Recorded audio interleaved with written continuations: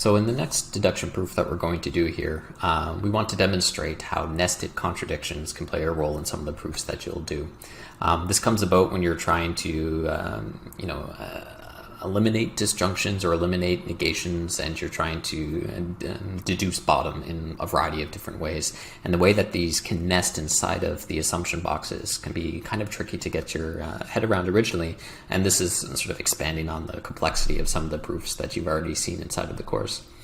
And so the sequence that we're going to try and prove here is P and not Q. Eventually we'll deduce not P or Q, right? And when you take a look at this, there's two ways to go about it. There's various strategies you might use. The first is to say, okay, we're likely going to have to get at both P and not Q individually here.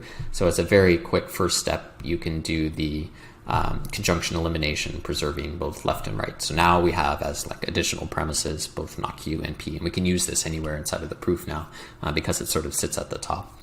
Now, if we look at the bottom and we try to work our way backwards from what's there, the outside operator on this entire formula is a negation. So working in backwards, we need a negation introduction. And so we're going to be assuming not P or Q. And if we can deduce bottom from that, given the premises we have above, and the steps that we have above in this deduction proof, then we'll be able to complete the entire thing. And so we need to be able to deduce bottom starting from not P or Q, and the top level operator here is a disjunction. And so the first thing that we would attempt to try here is a disjunction elimination, right? And this is going to give us two different assumptions that we need to be able to prove.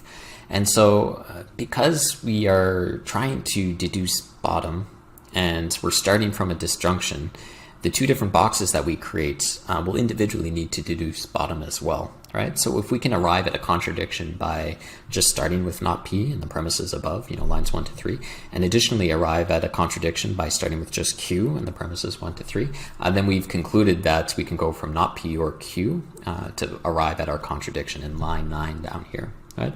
So let's start with the not P. This is a fairly simple one. We also have P up here, and so in a forward way we can say we're doing negation elimination, and we close this off immediately. Similarly with Q, we can go from Q and the negation of Q up here, and in a forward way we're using negation elimination, and so we arrive at our contradiction down here. And so this concludes the entire proof, but what you'll see is we've done a couple of mini contradictions inside of this larger contradiction. And the way we had to go about doing that is because we were doing a disjunction elimination here to arrive at our overall contradiction, right?